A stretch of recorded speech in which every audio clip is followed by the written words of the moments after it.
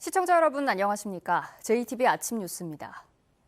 때이른 더위가 오늘 절정에 달하겠습니다. 아침 기온은 전주 17.1도, 익산 12.7도, 진안 9.6도로 시작했고 낮 기온은 전주가 31도, 남원과 임실, 무주는 32도까지 올라서 예년 이맘때보다 4, 5도가량 높겠습니다. 또 햇볕이 강해 자외선 지수가 높고 나라 밖에서 유입되는 스모그로 미세먼지 농도도 짙겠습니다.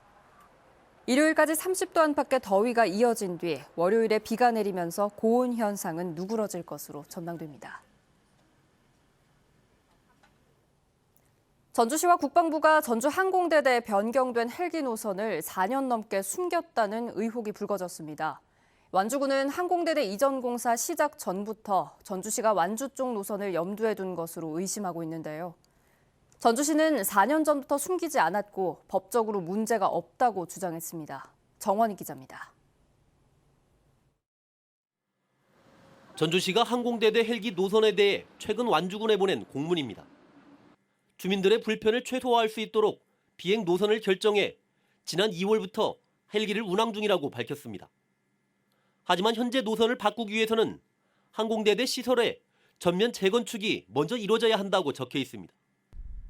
완주군은 지난 2015년 항공대대 이전 공사 전에 전주시와 국방부가 이미 현재의 노선을 정해놓고 이에 맞춰 시설을 지은 것으로 해석하고 있습니다. 다시 말해 전주시와 국방부가 4년 전에 완주 이서 쪽으로 헬기 노선이 늘어날 가능성을 염두에 두고도 이를 완주군에 알리지 않은 채 밀실 행정을 펼쳤다는 겁니다. 2015년부터 2018년까지 항공대를 이전하면서 전주시와 항공대와 밀실 야합을 통해서 항공 노선이 결정이 됐습니다. 철저히 완주 국민을 속인 거죠. 전주시는 이미 알려진 노선이었고 국산 수리온 헬기가 새로 도입되면서 노선 반경이 3km에서 6.6km로 뒤늦게 늘었을 뿐이라고 주장했습니다. 노선 결정 과정 역시 법적으로 문제가 없지만 이제라도 완주군과 타협점을 찾겠다고 밝혔습니다. 법적으로는 지금 문제는 없어요. 법적으로는. 저희하고 그다음에 주민들하고 완주군하고 군부대하고 서로 협의를 해가지고 타협점을 찾아서 조정을 좀 하려고 합니다. 그러나 소음 피해 당사자인 완주군과 수년째 아무런 협의도 없이 헬기 노선이 결정됐다는 점에서 양측의 협의가 쉽지 않은 것은 물론 전주시와 국방부가 큰 비판을 받을 것으로 보입니다. JTBC 뉴스 정원익입니다. 전주시가 시장의 선배를 특별 승진시키는 등 편법 인사를 단행했는데 이후 인사 담당자들이 오히려 승진한 것으로 드러났습니다. 감사에서는 7급 실무자만 경징계를 받아서 논란이 일고 있습니다. 김철 기자가 보도합니다. 행정안전부 감사를 통해 드러난 전주시의 편법 인사는 세 가지입니다. 김승수 전주시장의 고교 선배가 규정을 어긴 채 4급 특별 승진을 하고 자격이 안 되는 공무원이 보건소장에 임용되거나 덕진구청장 임용 때 지방행정서기관 정원이 초과됐다는 점입니다.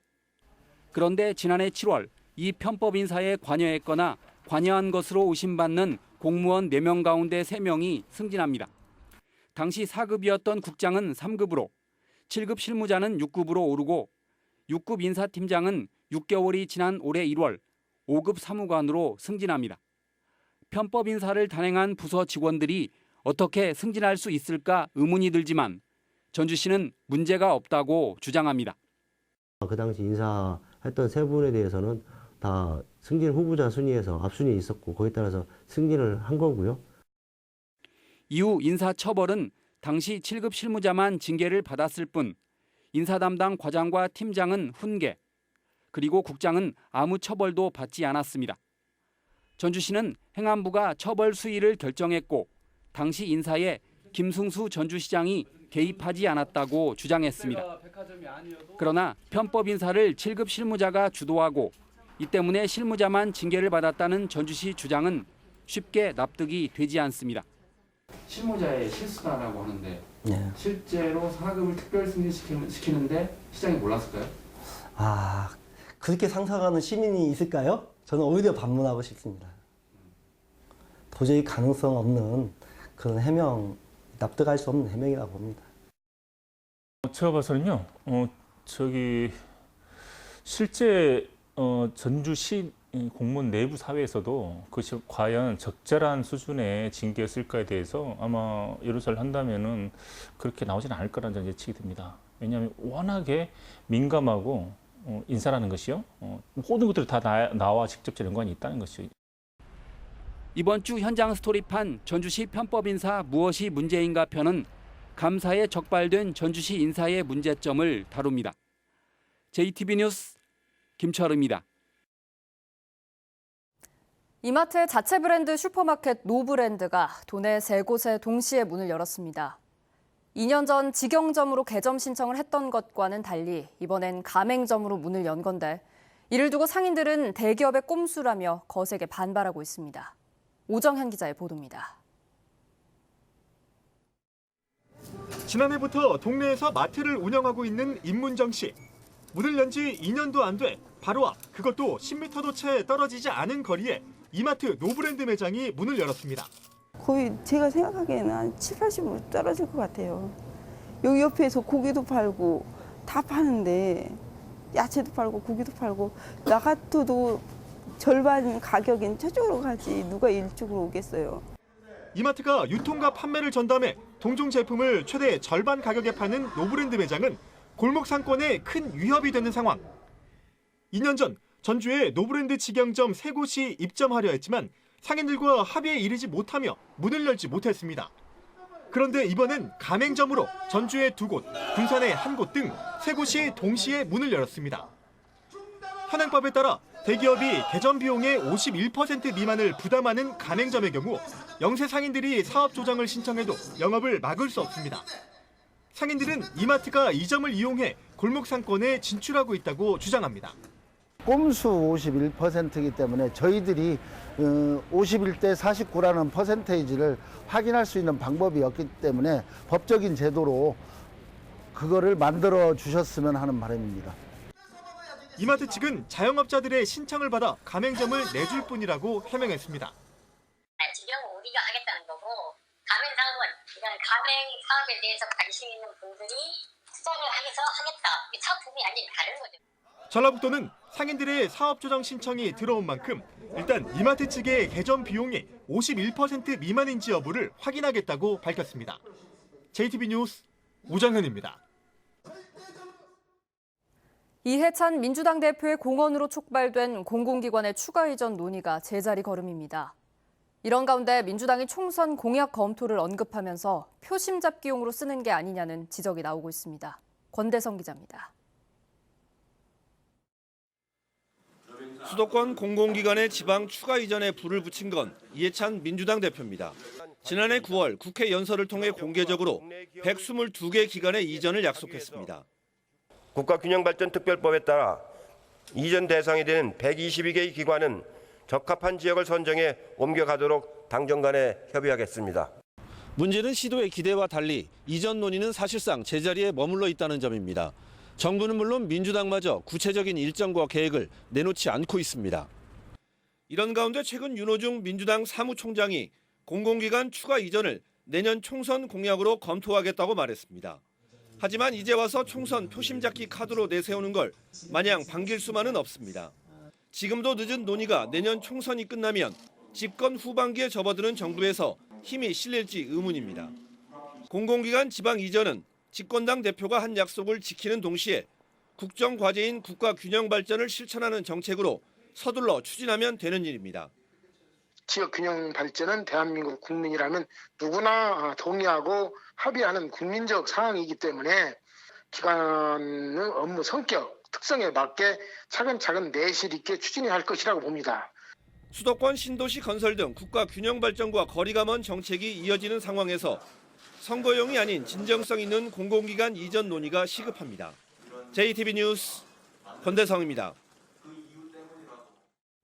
요즘 인터넷으로 각종 뉴스 많이들 보시죠. 그런데 국내 최대 포털 사이트 네이버가 서울 언론만 취급하고 지역 언론은 외면하고 있어서 소비자들의 불만을 사고 있습니다. 급기야 시민단체들까지 강력하게 항의하고 나섰습니다. 민방공동취재단 송원재 기자입니다. 국내 최대 포털인 네이버입니다. 40개가 넘는 언론사 뉴스를 제공하고 있습니다. 하지만 모두 서울 언론사로 지역 언론은 찾아볼 수 없습니다. 지역 소식을 듣고 싶은 소비자들은 불편할 수밖에 없습니다. 언론의 공정성과 다양성이 심각하게 훼손되고 있습니다. 참다 못한 전국의 시민단체들이 네이버 본사 앞에 모였습니다. 서울 언론으로 도배하다시피 한 뉴스 사이트를 서울과 지역 뉴스를 공평하게 취급하는 쪽으로 바꾸라는 겁니다. 네이버는 저희 언론노조와 그리고 지역 시민사회단체의 이 요구를 받아들이시고 대화의 장으로 나와주시기를 바랍니다. 시민단체들은 정부와 국회도 네이버의 이 같은 지역 무시에 책임 있는 대책을 촉구했습니다. 네이버는 공식 입장을 밝히지 않았지만 수익성 때문으로 알려지고 있습니다. 대기업의 장사 속에 지역이 또 한 번 희생되고 있는 셈입니다.